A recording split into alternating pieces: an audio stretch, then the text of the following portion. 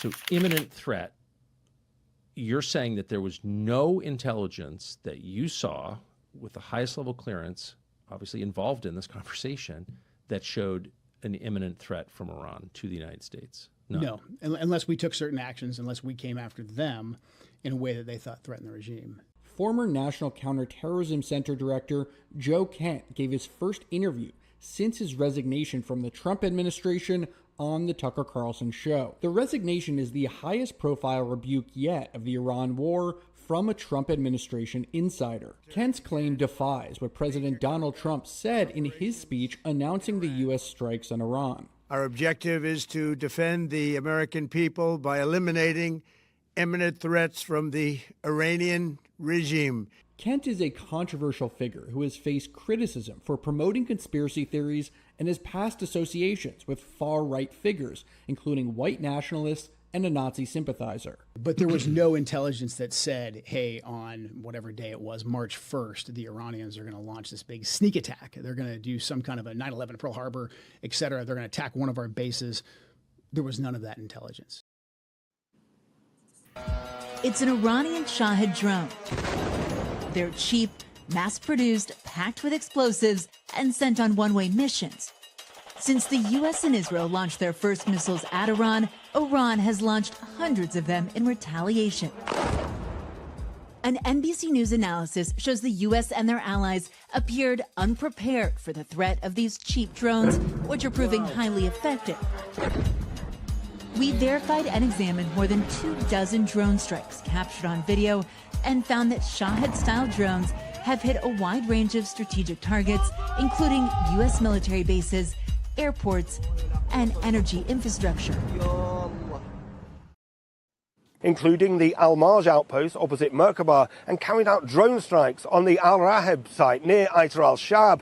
Further rocket attacks were reported against Nahariya and admitted.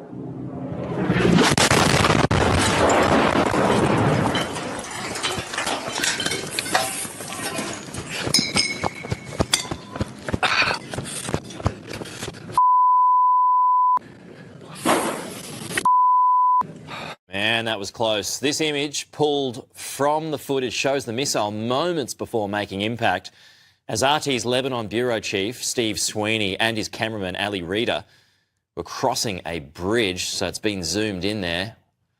That's what, 10, 15 metres?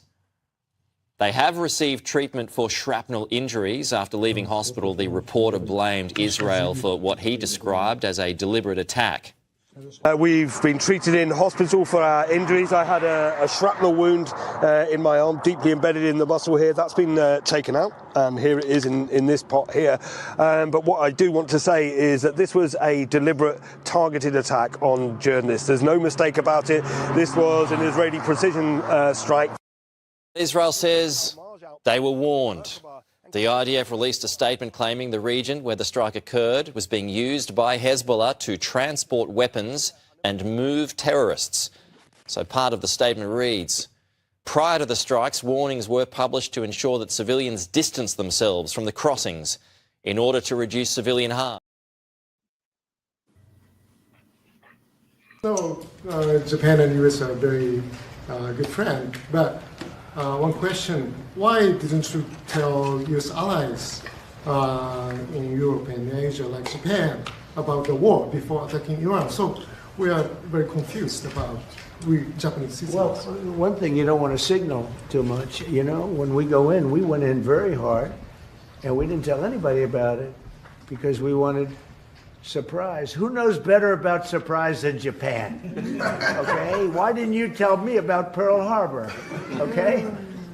Right?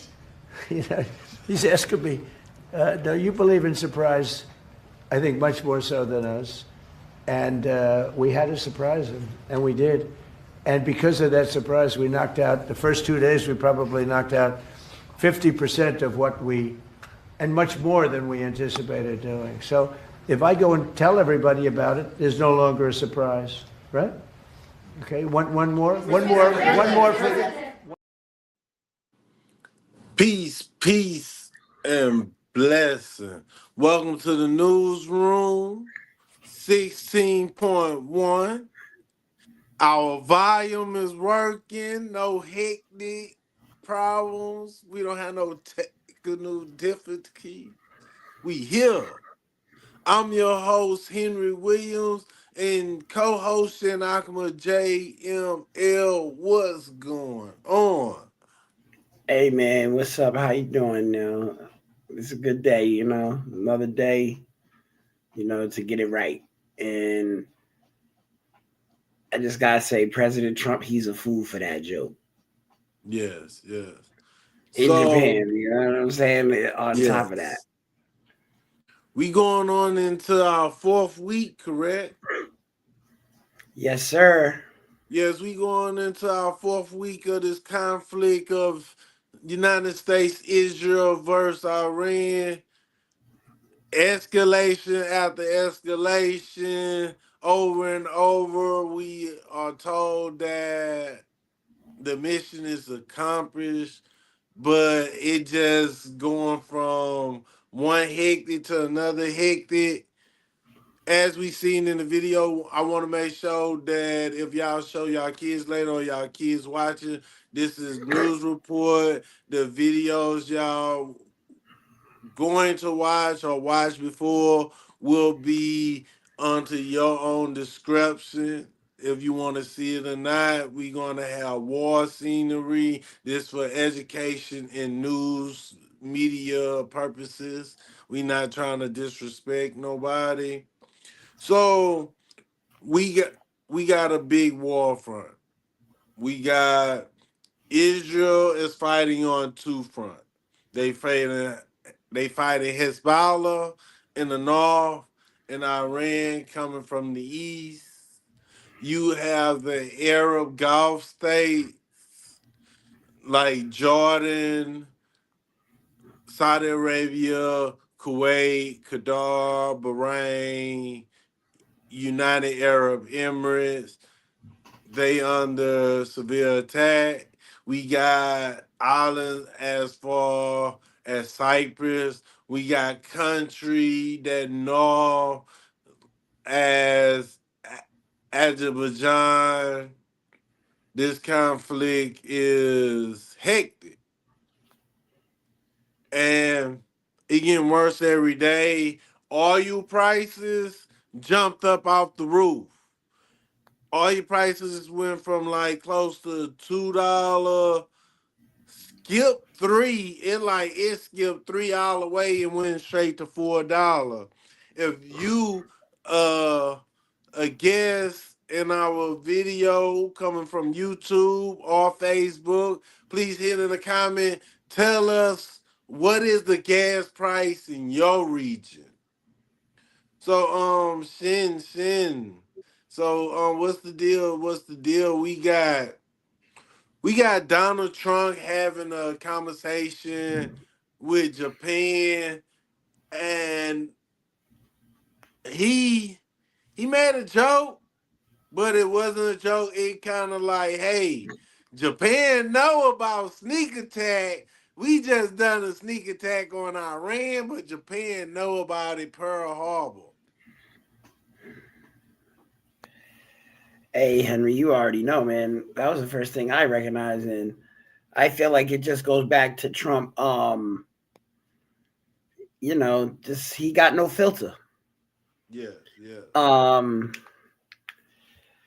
He's not using tact and etiquette, and he's definitely not playing fair or playing nice out here in the world right now.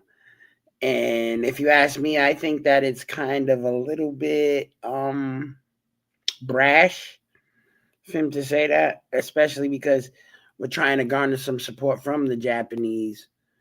So you really don't want to go have to be asking people for aid and help and support, but be cussing people out or cracking unnecessary jokes on people. It was a little bit unnecessary.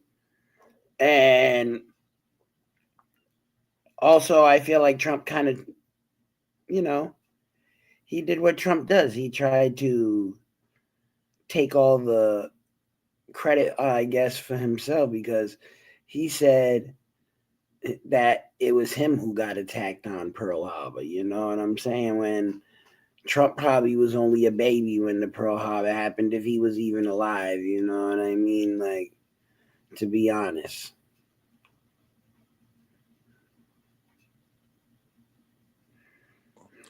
If you on the YouTube, I'm gonna explain. If you clicked on the link, if I send it through Facebook or through your message, the link to the YouTube channel, most of the time you'll have to be signed in to be able to go straight to the page to make a comment. So it would be good if you go into the YouTube channel by clicking Newsroom 16.1, go into the YouTube channel, then clicking that link, go straight to YouTube, go into the channel, and then you'll be able to comment into the chat. So while we edit, we have a new website. It's fire. It's so fire. It's www.newsroom16.com. It's fire. Leave a comment. Leave some rating. Make the channel pop. So we also got a TikTok channel. It's Newsroom_16. And if you want to make a donation to the channel, we don't push it, but if you would like to help us pay a little bill to keep the channel rolling smoothly, you could put $, Newsroom 16. Thank you. Made that point out. If you want to leave a comment, go straight to the YouTube channel itself and go into the live chat. We'll meet you there. Thank y'all for the comment, the support. Hit the like, share, and if you haven't, sub to the channel. We is making leeway. We sitting in 11,600 range. So we pushing to that 12,000 mark. Keep us in y'all prayer that we gonna reach heights and we should be able to monetize soon. We've been working. So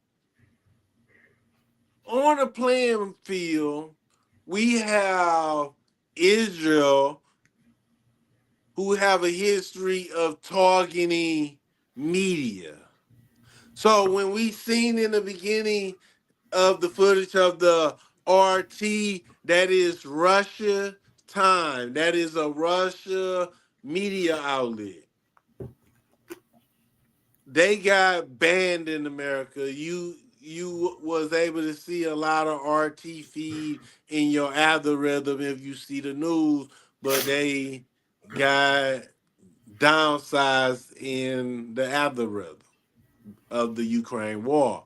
But RT was in the middle of reporting in southern Lebanon, and Israel jet sent a missile. That's not Iran that go after media. It's Israel.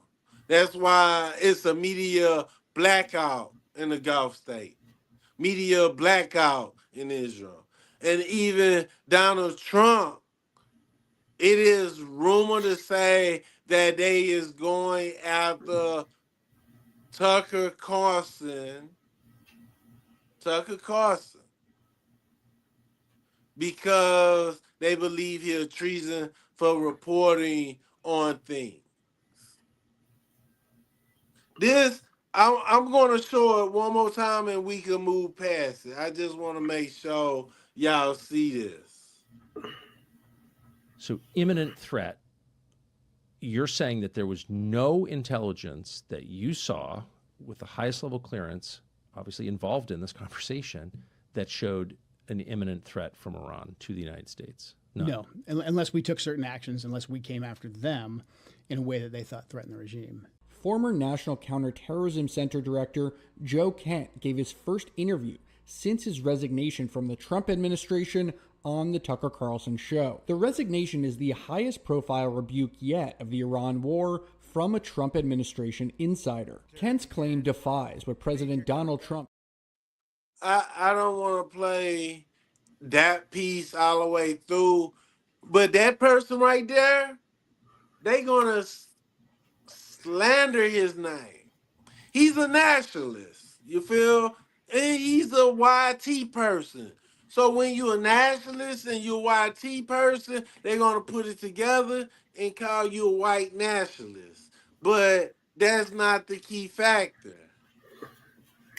If somebody say that the house is burning, you want to say, oh, you're racist, I don't care, I'm going back into the house. No, if the house burning, you not going into that house no matter who tell you it is.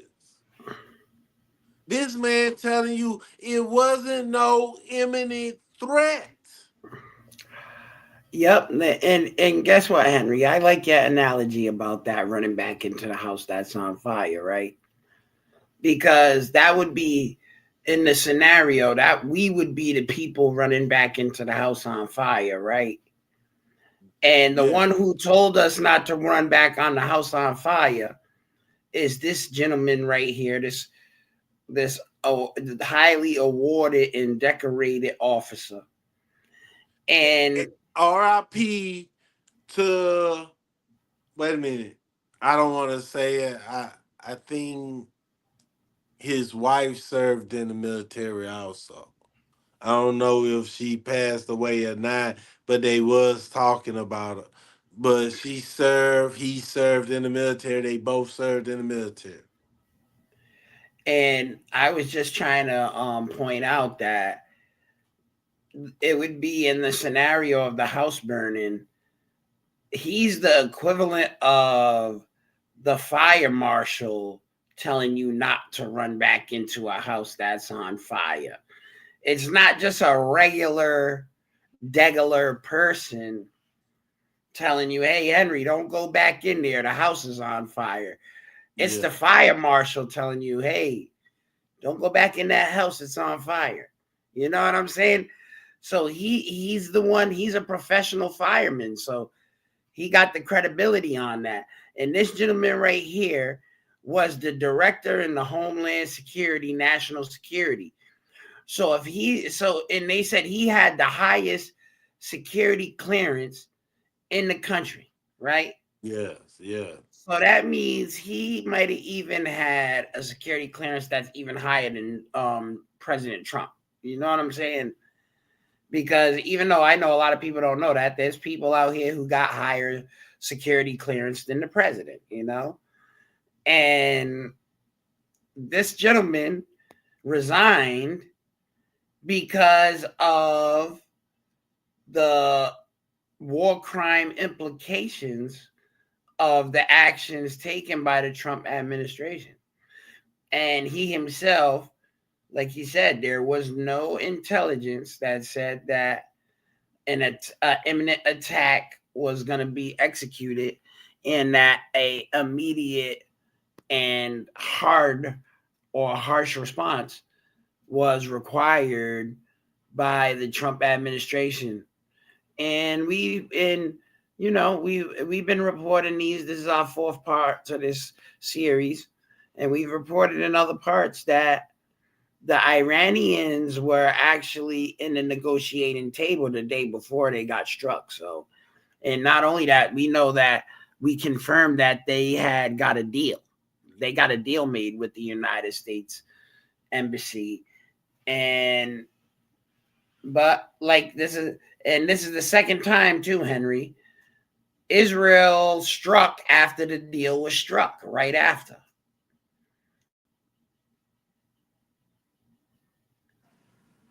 Yep. So I want to show something. Let me get everything focused.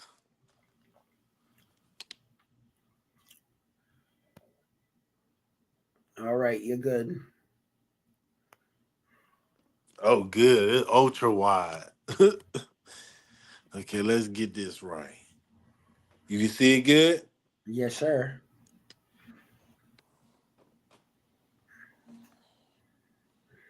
There you go. How did Iran manage to strike U.S. allies in the Middle East, even after being bombarded by hundreds of Tomahawk cruise missiles and losing most of its air defenses? The answer lies underground. Iran keeps its ballistic missiles hidden deep inside mountain caves, making them incredibly difficult to target. And we can't forget about their homegrown Fata missiles, which Tehran claims are capable of hypersonic speeds. Iran reportedly managed to penetrate Israel's Iron Dome and Arrow missile defense systems using the Fata 2 missile, which is equipped with a hypersonic glide vehicle capable of reaching speeds between Mach 5 and Mach 20, up to 17,900 kilometers per hour, or roughly 10,000 miles per hour. At such extreme speeds, the missile leaves air defense systems like Iron So with very little time to detect, track, and engage the threat. I just wanted to show that real quick, and not that our service is wrong. It's just the type of stuff that we pay attention to. We pay attention to the military strategy, and we pay attention to the economic strategy, because the people, we the people gotta feel the impact of the economic struggle that we gotta deal with, like the closure of the Strait of Hormuz.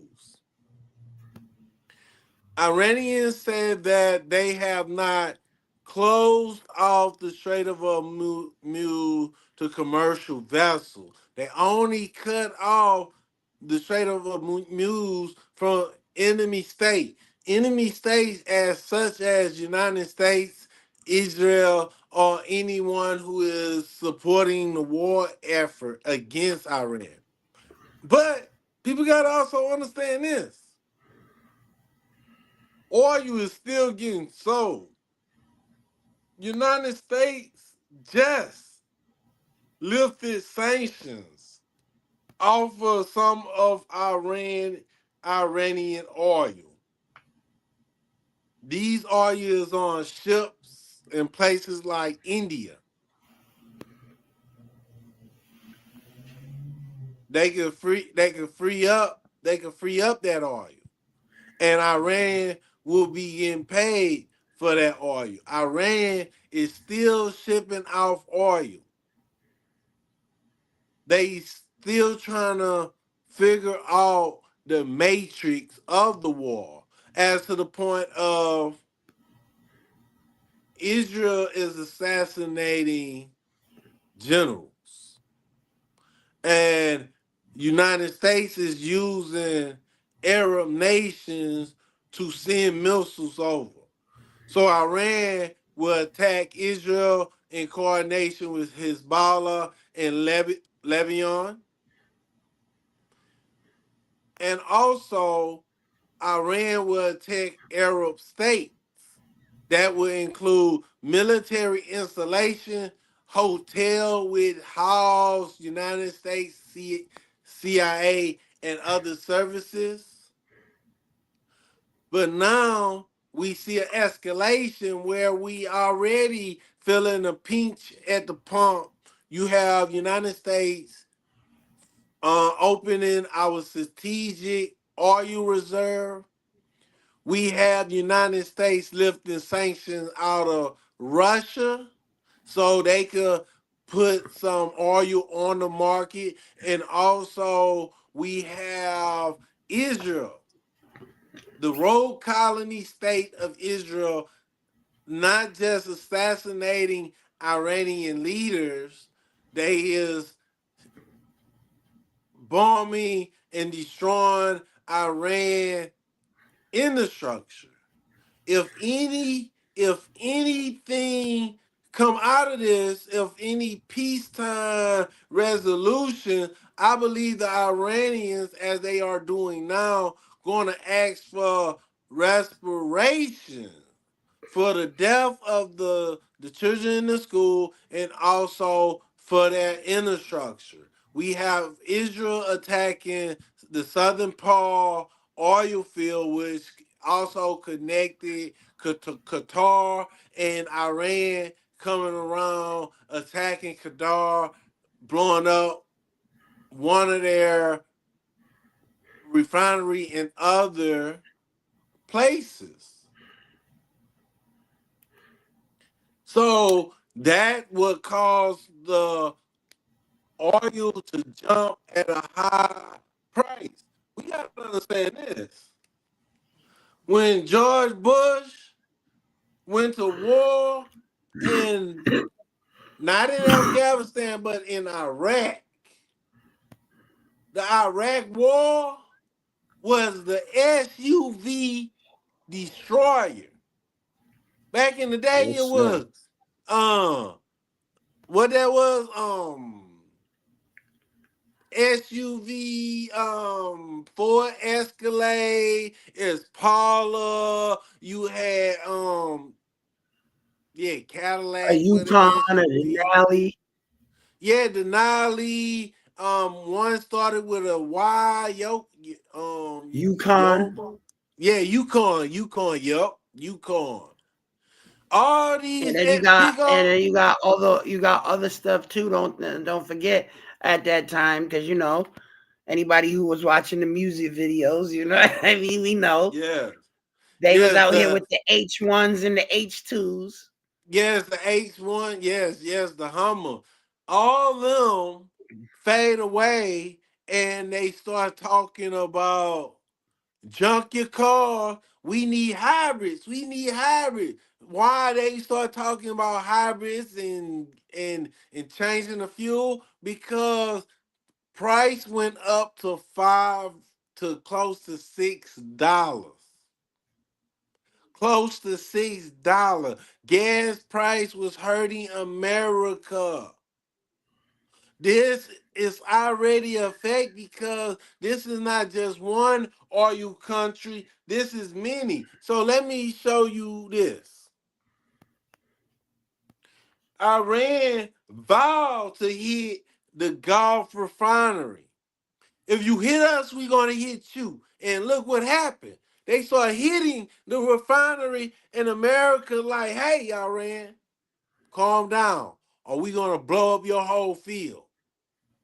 Iran like, hey, you do what? You hit us, we going to hit you. And it's a shame too, because the only ones who's getting hit hard is the citizens of the world. I was gonna say American citizens, but at this point, gas prices is raising everywhere. Because of these altercations and conflicts right here that's going on, and it's very sad to see that it's jumping up so high. But also at the same time, we're seeing the jump in the price of commodities as well. When you go to the store, a lot of items, like I was saying to Henry earlier, when I went to the store, a lot of the stuff has already jumped up overnight 50 cents on the dollar. So it's very apparent that the conflict is having some direct and immediate consequences on the economy. Fact. Do you see that's up there? Yes, I can, but it's a little bit tough to read because it's kind of blurry. Okay, I'm about to blow it up. I'm coming back in. Let's do this. Is it up? Can you see, or I need to blow it up more? It's good now, but I was gonna just go to it anyway. I'm just gonna click the link on my phone and read it off from my phone so I can see it absolutely clear. So it says a U.S. Navy warship believed to be carrying a force of 2,200 personnel to the Middle East has passed Singapore. Officials familiar with the matter have not revealed where it will be deployed or what it will be used for.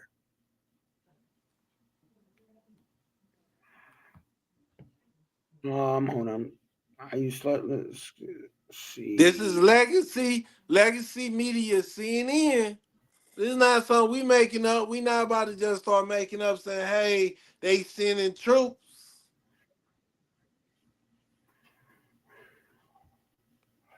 All right, here we go. My bad. I'm trying to pull it up right now. I hope everybody doing well tonight. We here to bring the information to you. So let me close out this. Stop sharing. We don't need to see that no more. All right.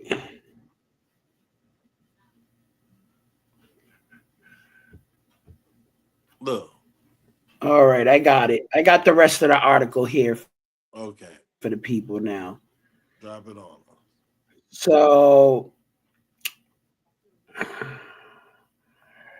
the Wall Street Journal is also reporting this, and they reported that the additional Marines are being ferried by the USS Tripoli to the Middle East.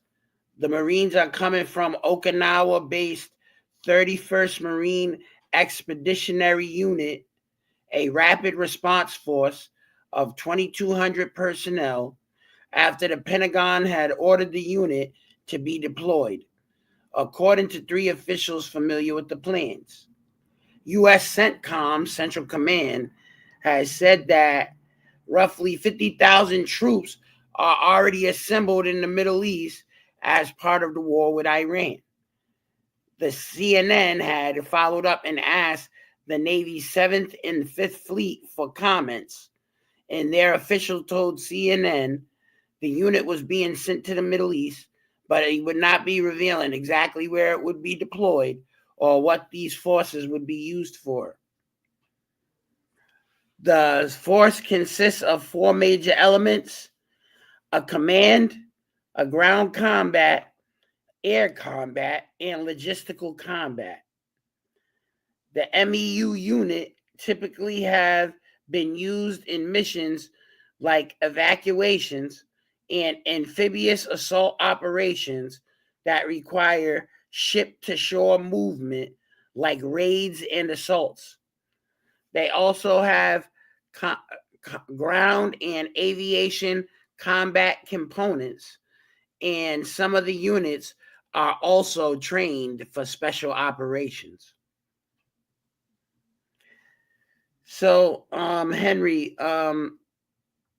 this is looking really like a posturing for a land invasion of Iran. And like we were speaking on this earlier, it's very obvious that these forces are getting ready to invade Iran. Yeah. Yeah, we dealing with some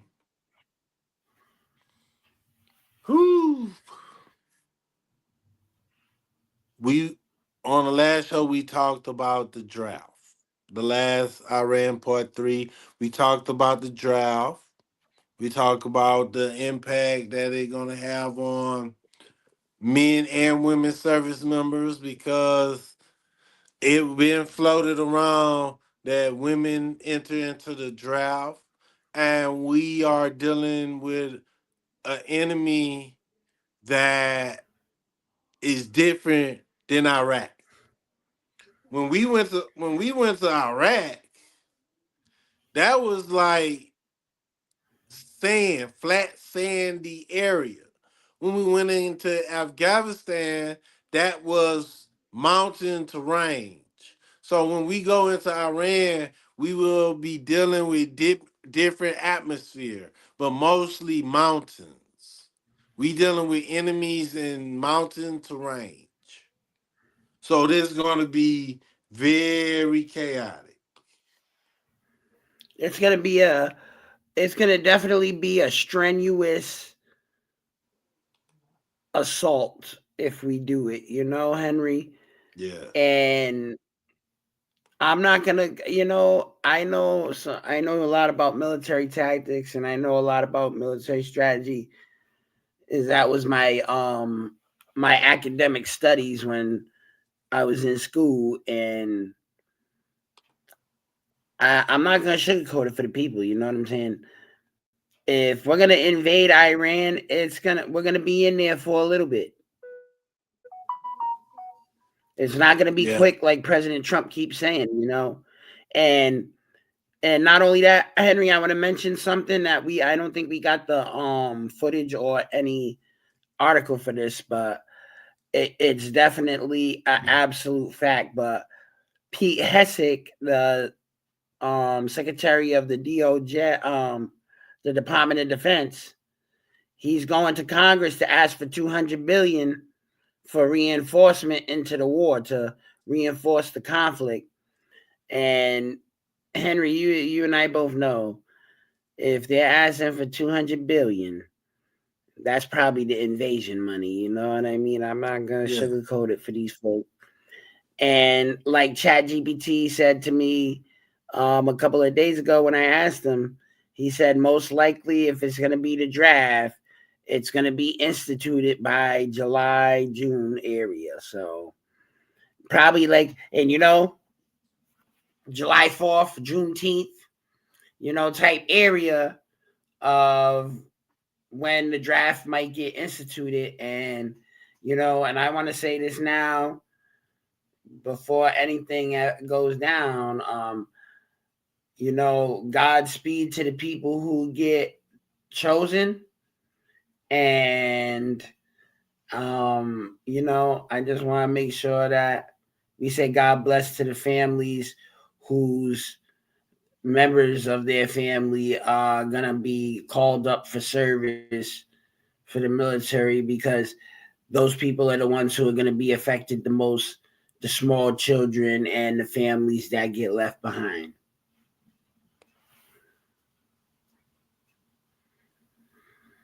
Yes, yeah. So,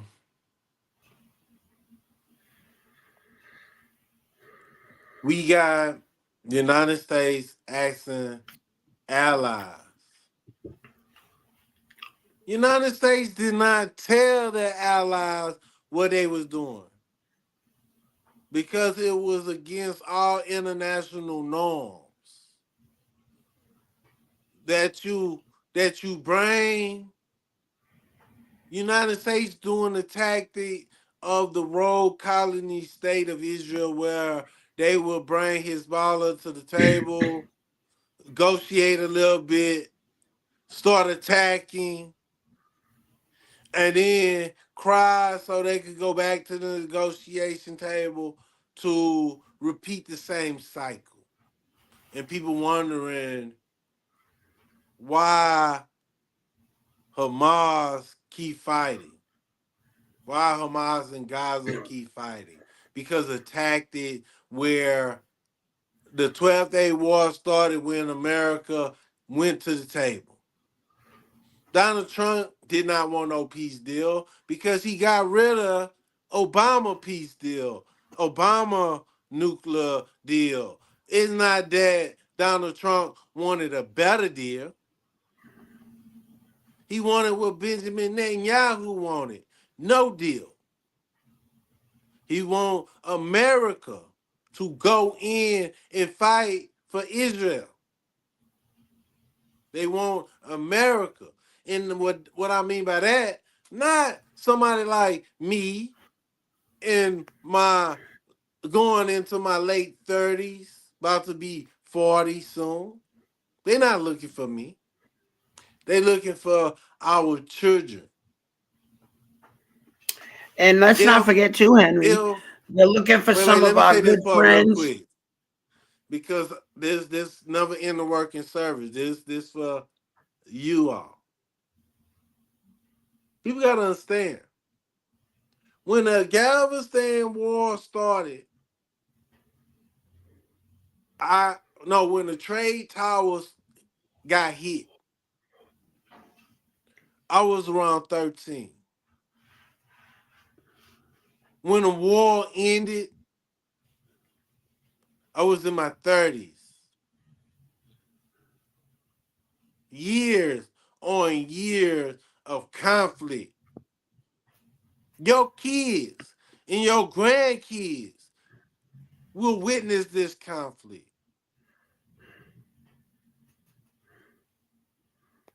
And another set of radicals where our future generation would think these people are crazy. Think the Iranians and Islam is crazy when this is history in the making and we are witnessing that these individuals did not attack America. So when they chant in their speech, death to America and Israel and the great Satan, I think they got a valid part to kind of scream that. I'm not saying that is right, and I'm not saying that is wrong. All I'm saying is they got a perspective, and their perspective is valid to be heard.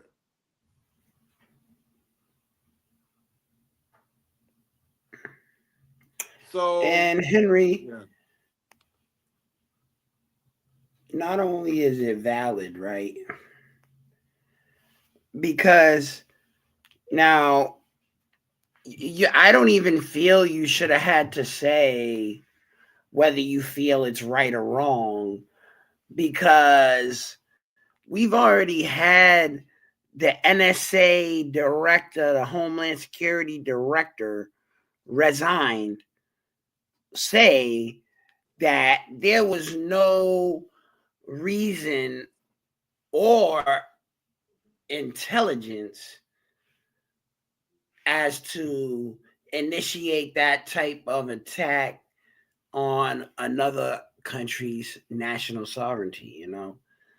So, but you know what? We already know what party is in power, Republicans. Now let's go back to the last Republican president before Trump, which is George W., right? Yes. Now, correct me if I'm wrong, because, you know, maybe I'm getting a little up there, but didn't George W. go into Iraq under the same type of pretense? Yep. No actual initiating factor, preemptive strikes, and the invasion of a country off of supposed weapon of mass destruction, nuclear, biological arsenals, which after 20 years in Iraq, we did not find one single weapon of mass destruction. So here we are on part 2 with Iran, and similar effect, talking about nuclear arsenals, trying to deregulate these people, disarmament, and then they go ahead and they just strike them down. So it's looking like a similar pattern, and I'm hoping that the American people who's watching this, and even if the American people who are not watching this, I hope they learn their lesson about how these Republican candidates operate and how the overall effect of what they're doing is going to be felt for generations to come. At least compared to the Iraq war, it's going to be at least 2 generations before we see this conflict resolved. Yeah, so questions real quick. So what was the reason why they went into Iraq? Because of because Iraq supposedly possessed weapons of mass destruction of the nuclear and biochemical varieties. And what intelligence service is known to have given America this information? The Israeli Mossad. So in Iran, in the 12-day war, when Donald Trump entered the fray Oh, and hold on, Henry. Let bombed. me say this. Let me say this too. About that, let me say this too about the intelligence since we got Netanyahu up here. I actually saw a video from 2001 with Netanyahu saying that Iraq and Syria and Iran had weapons of mass destruction, nuclear capability, biological, biochemical warfares, and that we needed to invade all three of these countries. And now here we are in 2026, and we're potentially on the threshold of a United States invasion of Iran. We already had a 20-year war with Iraq, and Syria is still in shambles right now. Even though, what do? We put the top dog of Al Qaeda as the president of Syria. A man who we were looking for in Iraq because of the weapons of mass destruction. So, it's paying attention because just simply, if Benjamin Netanyahu was saying that in 2001, 25 years later, we are knee deep, waist deep in these conflicts. And as Henry didn't mention earlier, when he was mentioning countries, Iraq is also under attack as well. Maybe not as frequently, but it is under attack as well. Yes, yes. Oh, and latest news. It is suspected that Iran had targeted and hit a F-35 jet. For the people who do not know, an F-45 jet is a fifth generation jet. What that means is the system in it give it an AI influence, the speed, the rigidity, and it also create a stealth atmosphere that can dodge many enemy radars. So if this is so, that means the Chinese and the Russians is studying this effect to be able to take down. So now we have a Yeah, but lot Henry, of hold on real quick. yeah, Let me yes, say yes. something about that too, because it's very important because we already showed the video. That Fata 2 missile that can reach up to speeds of Mach 20 is definitely capable in that aspect because it's fast enough. The thing is that does that missile as well have a targeting system that's able to override and see through the stealth system? Because that would be really what is the critical information at this juncture, because obviously the plane is not going to outrun the missile at speeds of Mach 20. Yeah, and talking about missiles, Iran is tearing up Israel. When you see Iran is using 2-ton missiles now. They were using like 1 point something, but now they using 2-ton missiles. They using cluster ammunition, and they also using bunker bomb. That means them little Israelis that go and run to the shelters, them shelters is not even safe no more because You missiles know could how they go used into to them say it, bunkers. Henry, in the old cliche, that's shooting fish in a barrel. Yes, yes. So also what was going on around is that Prime Minister Benjamin Netanyahu was deceased. He came out. We're gonna play the clip. Let's get to it. And it's not an AI video this time either. Yeah. Yes, he had a few suspect videos. Let's get to it. It say, will you listen to Trump? They asked him the question, if Donald Trump say it's an end to the war, will he listen or will he try to do a sneak attack like, oh, let me get my lick before it's over?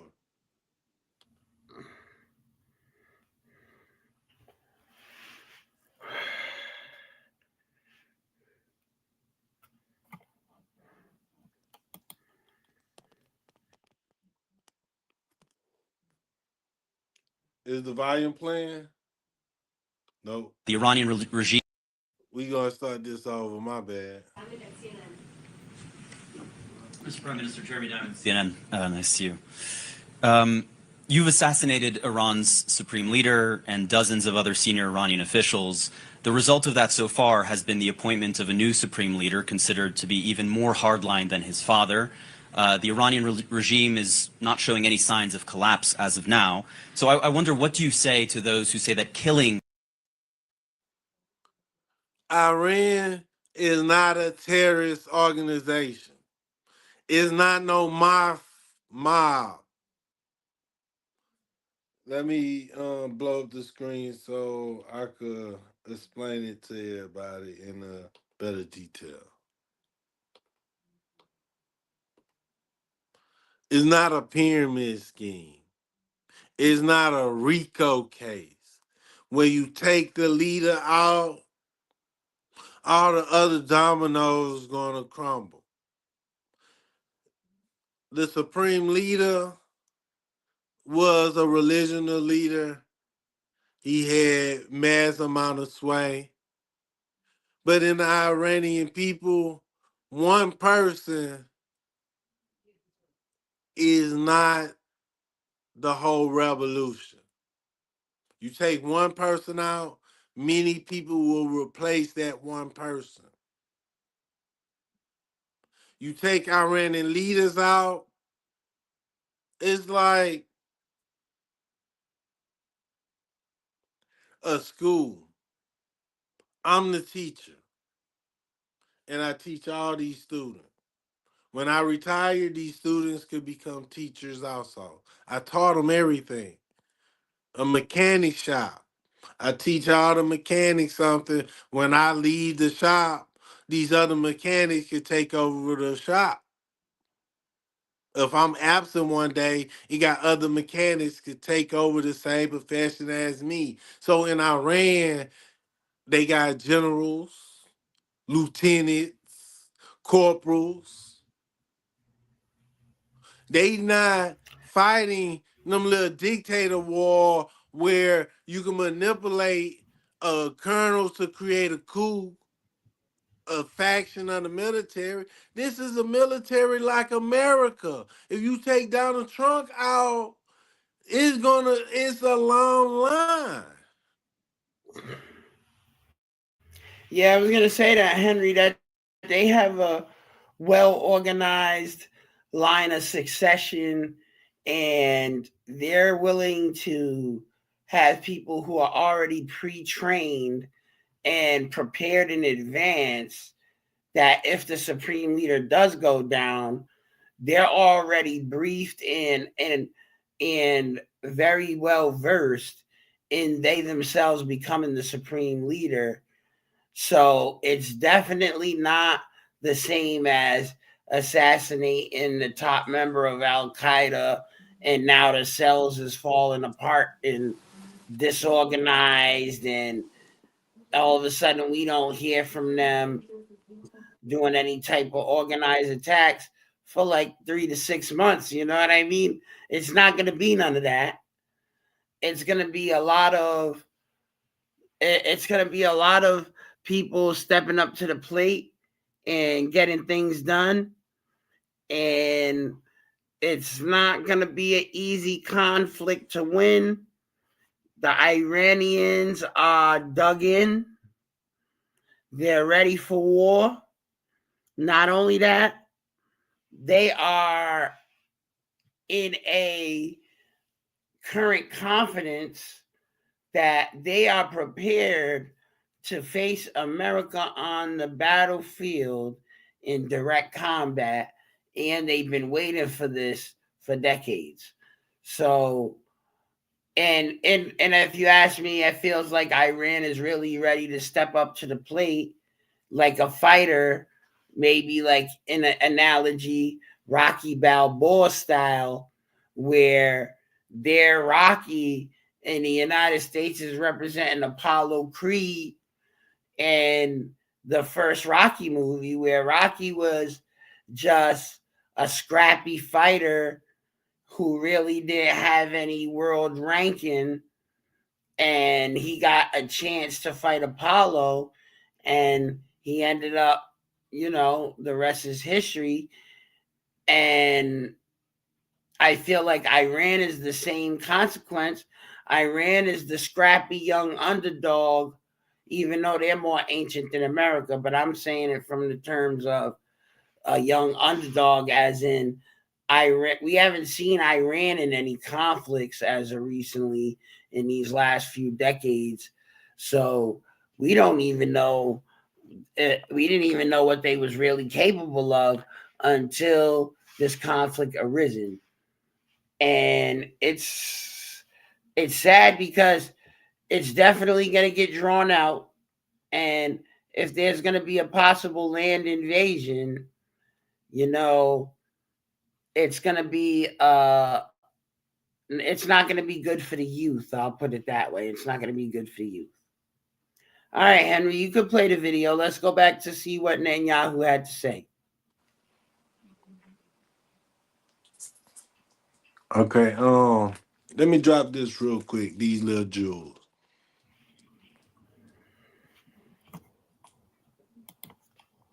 If you paid attention to the Ukrainian war,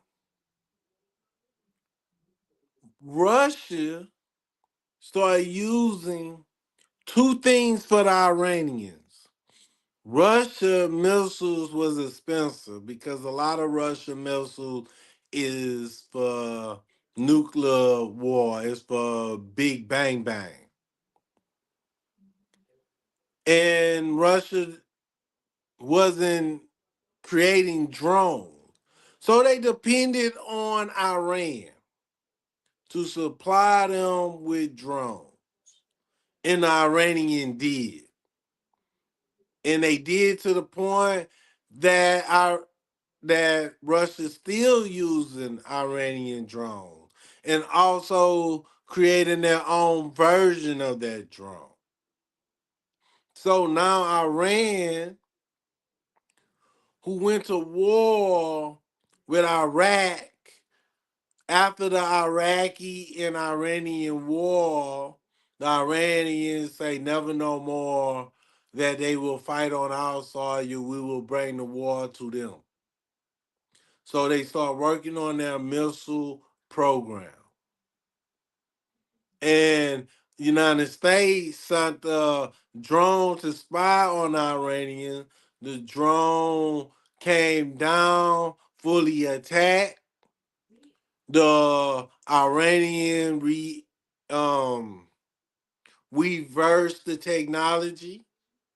And then now we have the Shahed, a suicide drone that the Ukrainians couldn't beat. So now American service members will be fighting against drones. Not just drones, we'll be dealing with EMP, EPIs, and many more scenarios. So we're going to go into the questioning of Benjamin Netanyahu or Benjamin Netanyahu, the Poland refugee family, which Benjamin Netanyahu was raised here in the United States. He was raised and put in power by the United States. The manipulation of the system. Let's go.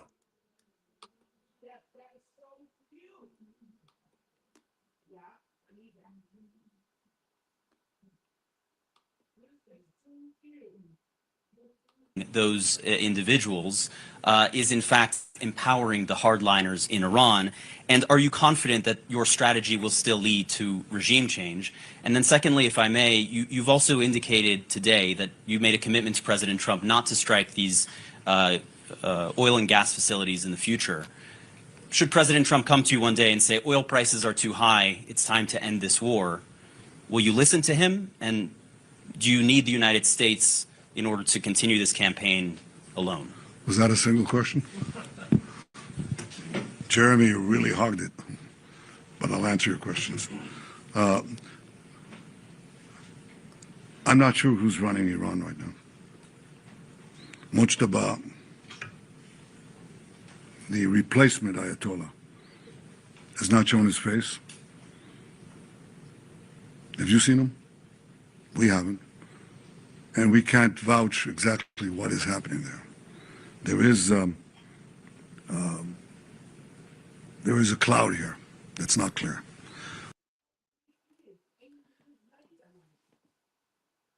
Shin, you there, Shin? Yes, I am. Did that sound Yes, sir. like they lost intelligence? They don't have no intelligent agent active. And we know that because, Henry, didn't we do on a previous show where the Israeli Mossad was found out in Tehran? Yes.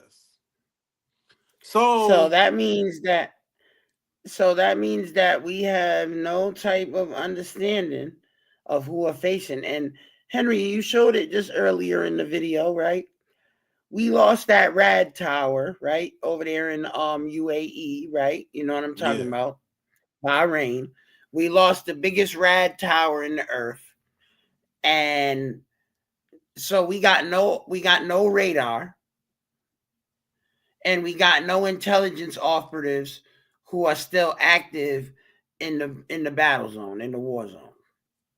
So if you ask me, it sounds like Benjamin Netanyahu, Pete Hegseth, and President Trump is flying blind right now.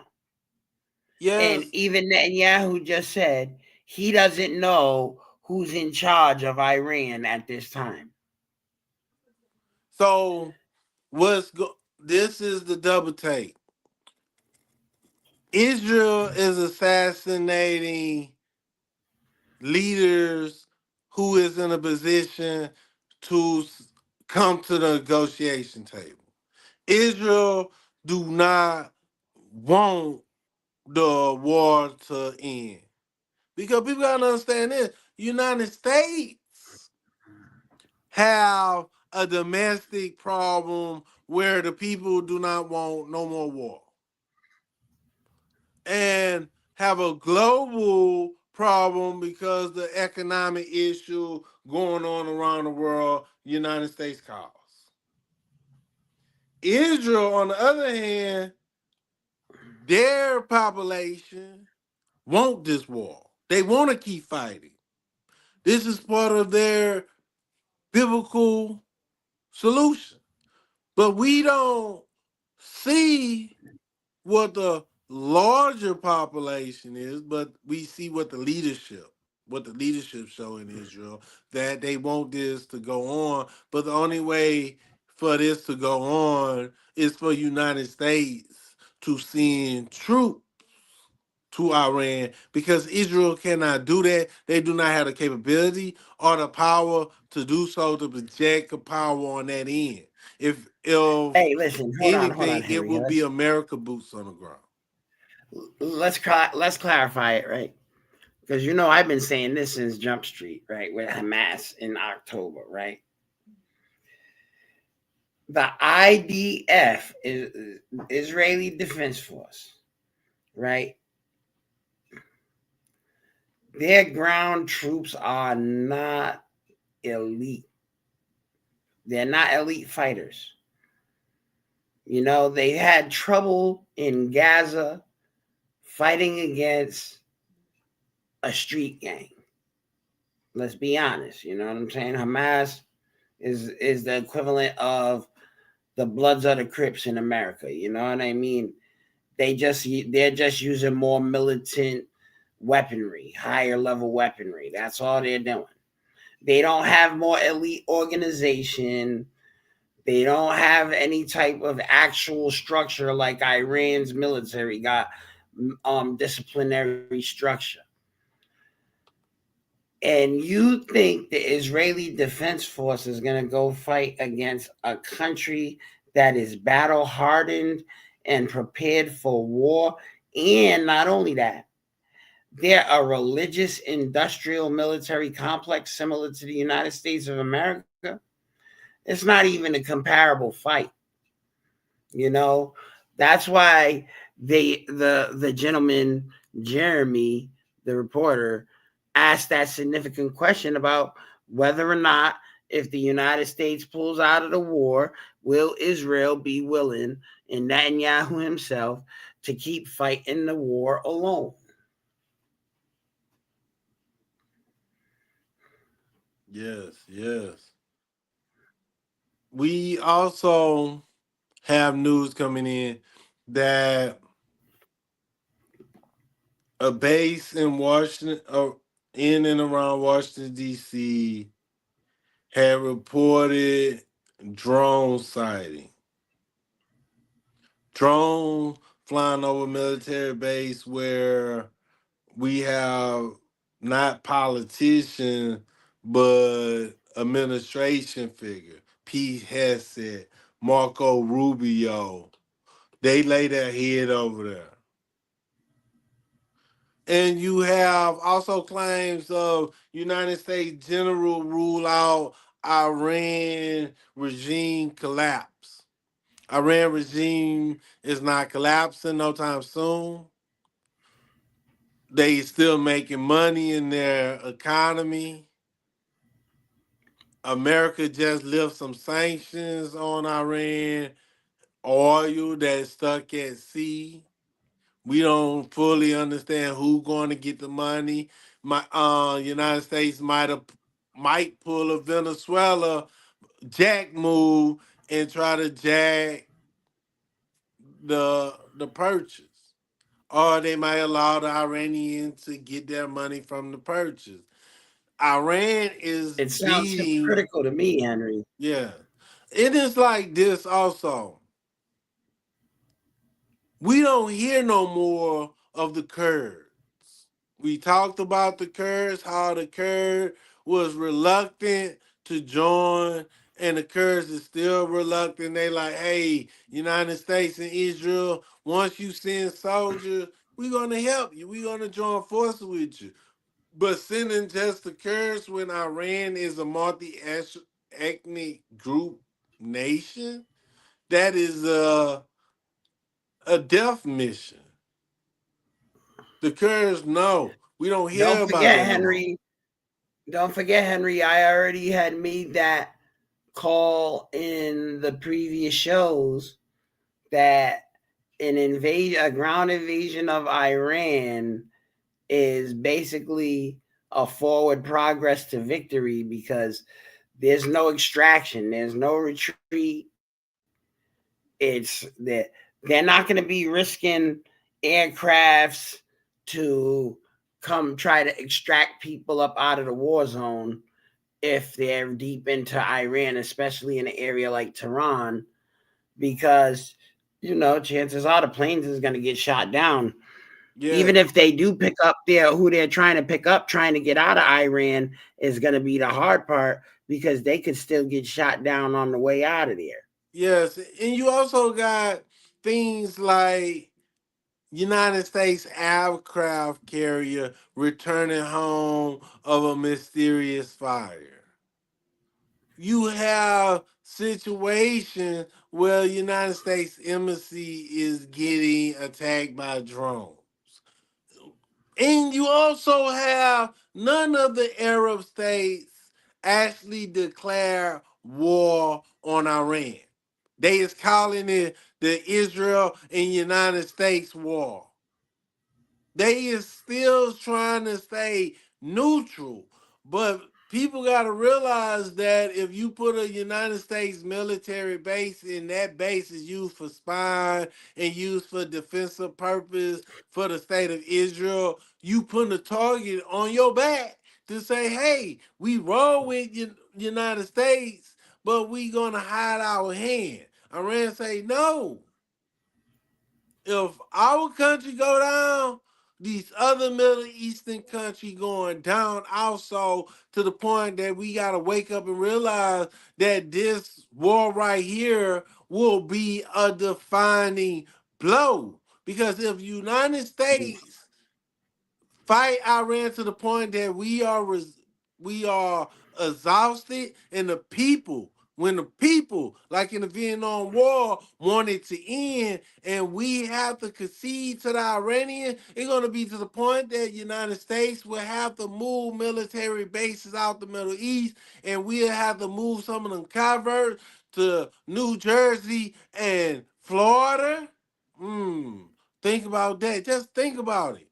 And you also have that the Iranian could also dictate to the Arab states. If United States move out, it will be under the Iranian influence, because that will be the superpower in the area. Except for if we Henry, you have know what a doesn't make lunatic sense about it? regime of Israel, if they turn to the NUKE word. Everybody's scared of that part. And not only that, Henry, I wanted to make sure I mentioned this because it's very important for what you've been saying about these Muslim countries. It's like being in a situation where how you get shot or shot at and you're not shooting back, right? How you getting attacked and then you're not attacking back. You're still trying to negotiate. You just got punched in the mouth. You still trying to negotiate. You know, they just blew up your oil fields and took away your income. You're still trying to negotiate. You're still trying to remain neutral, and you just got punched in the mouth and got your pockets ran. You know, it doesn't make sense to me personally. I mean, I'm not for or against the war because, you know, I don't get involved in politics personally on a personal level. You know, I don't vote. I'm self-determined. So I'm self-contained. I'm self-maintained. If the government needs me, they know where to come find me at so I can represent myself. Other than that, I see it as really, I don't really like saying this, but it's the truth. But I got no choice but to say it. But those Muslim countries are really acting on the strength of cowardice too at this point, because from a strategy standpoint, that the Iranians could have been overwhelmed already had it been a group attack in a single attack, right? You know what I mean? If the UAE, Qatar, Saudi Arabia, Bahrain, Jordan, Israel, and the United States all attacked at one time, the attack would be so massive that Iran wouldn't have any chance to react or respond because of the massive frequency and amount of damage that would be able to be done in a single attack.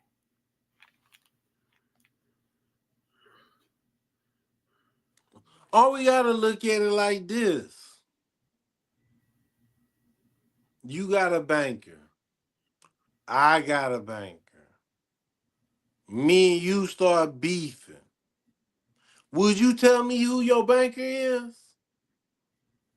Nope. And I won't tell you Why who would my I? banker is. No. My banker would walk in front of you and you wouldn't even know. You wouldn't even stress that person the whole time. That's my banker. So we got to look at it like this. The Arab nation like, hey, we selling oil. We don't want the Iranians to take our oil because we got to remember this. Before this war started, a lot of these Arabs in Gulf State was losing revenue. A lot of the oil money is slowing down. Gas prices was low, so a lot of that revenue was drying up. This time Yeah, because we it's had a lot of happened. world surplus. Yes, the world had a surplus, so a lot of the Arab nations wasn't making enough of money to actually super boost their economy. So this right here was a nail in the coffin for a lot of these Gulf states. So they wanted to stay out of it, I believe, for three reasons. One, because it's not their war. It's Iran and United States, and in their mind, they don't really agree with it. But some of them might agree with it in secrecy, but in public, they don't want to mention anything. And two Yep. is that they don't want that revenue, that oil field, oil refinery to be completely destroyed. They want to be at the table where they could sit there and say, we could negotiate on our behalf with the United States and our no United States and Israel could do, but our country as it is could come to negotiation. And that's like places like Bahrain, Qatar, UAE, and Saudi. But you have Israel every time that it's a line, Israel gonna cross. I I don't have a footing into who I really want to win out of United States, Israel, and Iran. What I see is the human life. I'd rather none to be lost. But that's a part of war, and we gotta deal with it. But we want to put it in a way that you could tell your kids, your grandkids, that this war is not like any other war. We know firsthand that this is a war of convenience, not a war of necessity. Convenience, but not at the American expense. We are going into an era where a lot of our children, a lot of our friends, a lot of our brothers and sisters will be losing their life for a foreign country called the State of Israel.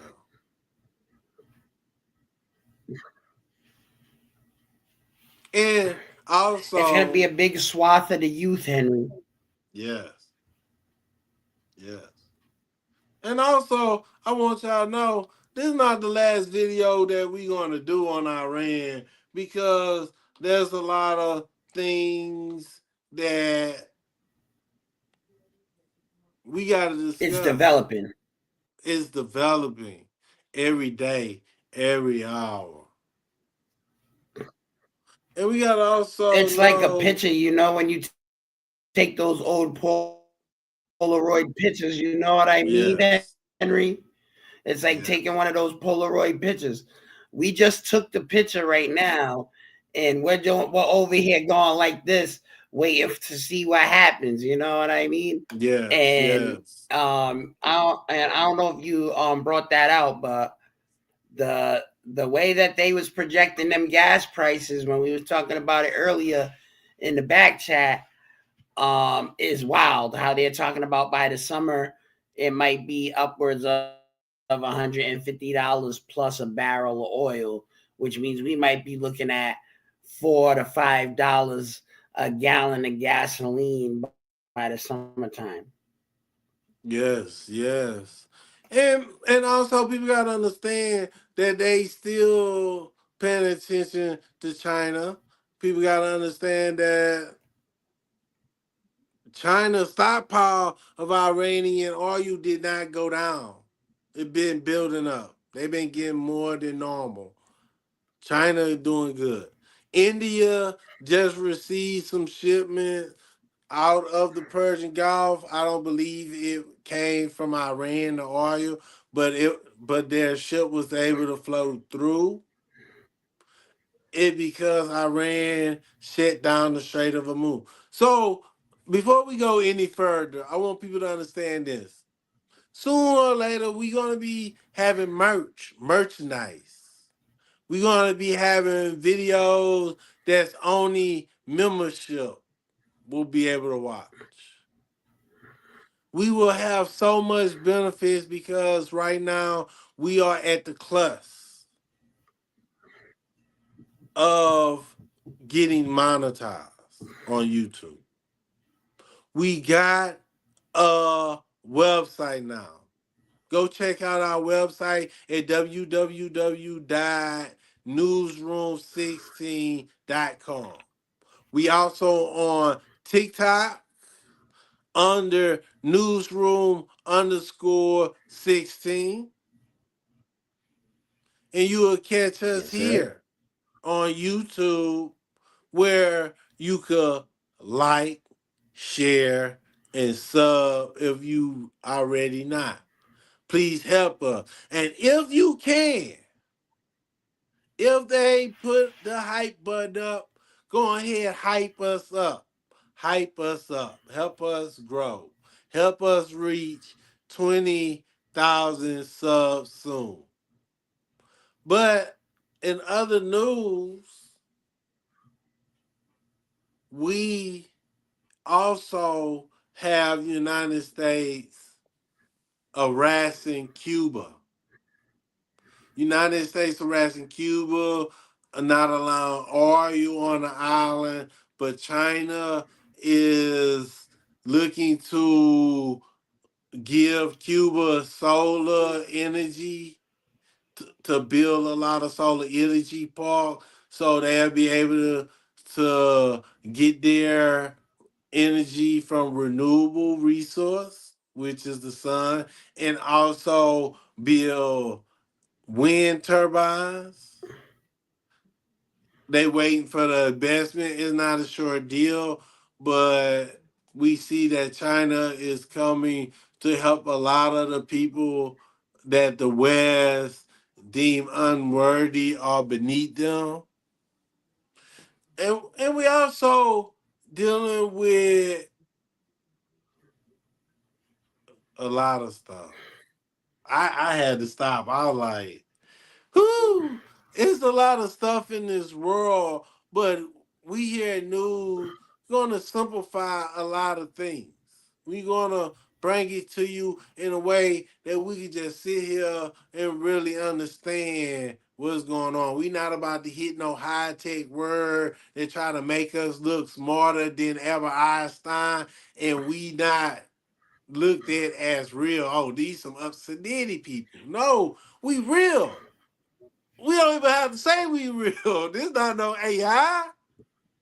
We love And not you. only that, too, Henry, we're trying to bring the information in an unbiased way. So Yeah. that way, like we said, like me and Henry both said multiple times on the show, you know, we're not for or against the Iranian conflict. We're not on the side with the United States government. We're not on the side with Israel, but we're also not on the side with Iran.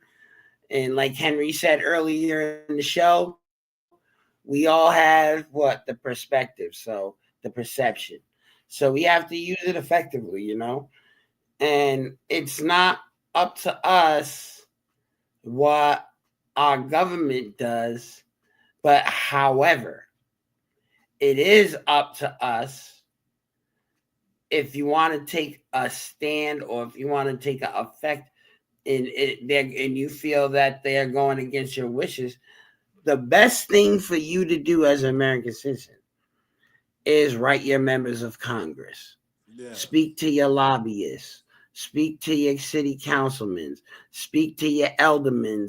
Speak to those who's in the political theater who have the leverage in the pool to speak to the higher level, who's in the political theater, congressmen who have the leverage in the pool to speak to the higher level, who's in the political theater, congressmen who. True. So we here because we news. And news being never in the work and service. Oh, some more news. Sonic the Hedgehog 4 is coming out. You can see the trailer on the channel. And also, we got Spider-Man. We got Spider-Man coming out. You know we're going to do a movie review on Spider-Man. We're going to do a movie review on Sonic. We got in April a lot of movies coming out in April, especially Super Mario Brother. Ooh, I can't wait. Party time over here. So, now, we've been dealing with the conflict of Iran. We want to let you know because this is for the children and the people capable. Some people going to be willing, and some other people going to feel like it's unnecessary. I pray for each and every one of y'all. My prayer could only go so far, but it's still the effort. What that mean is, as long as we got this YouTube channel, we will put in the effort to let you, the people, know what's going on around us. Iran getting attacked every day. Thousands on thousands of targets getting hit in Iran. Knowing the Israeli and stuff, a lot of citizen in the structure. I didn't say citizen, so I'm not slandering or putting defamation or any unfounded information. And Henry, the attacks are just ramping up every day because yesterday Pete Hessick had said that they did 6,000 strikes, precision strikes in Iran yesterday, and now today, which was a world record. Let me make sure I bring that point. And then today, in his new press conference, he said it was 7,000 today. So they did 7,000 precision strikes today. In just 2 days, they did 13,000 precision strikes on Iranian targets. Yes. 13,000 strikes, Henry. Yes. I know we did a lot of talking. Some people used to dropping a lot of videos with our live, but we just wanted to touch bases of what really going on. All the atmosphere, like airplanes getting hit by friendly fire in Kuwait, so-called friendly fire, where we have speedboats attacking ships or getting attacked. We not trying to go too far over. We've been going on a lot, but I want to save a lot of more information for tomorrow because we're gonna at least go into one more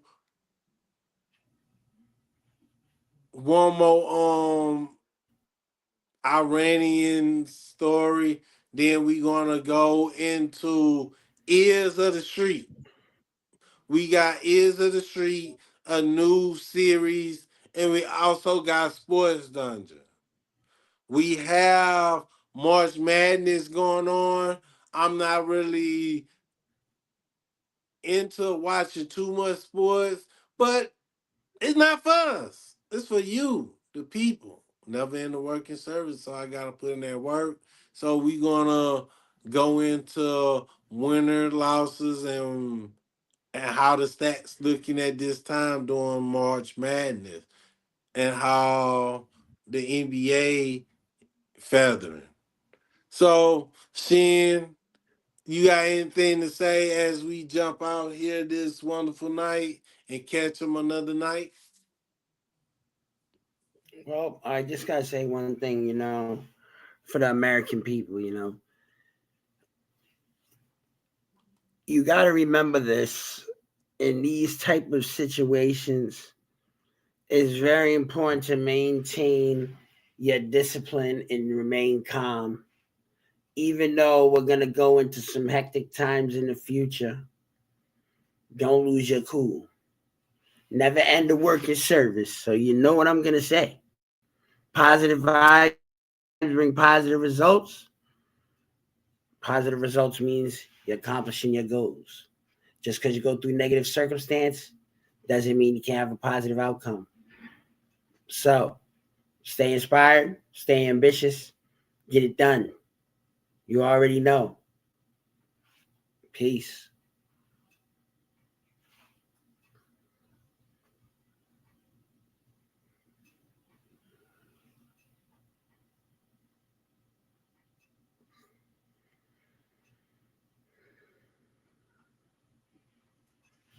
One last thing. Thank you for the love, number one fan, Latoya Johnson.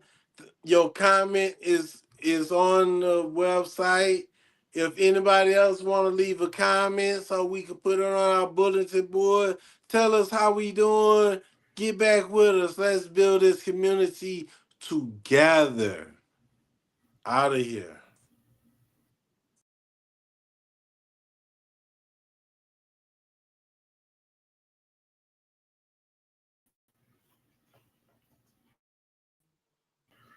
Let's get it.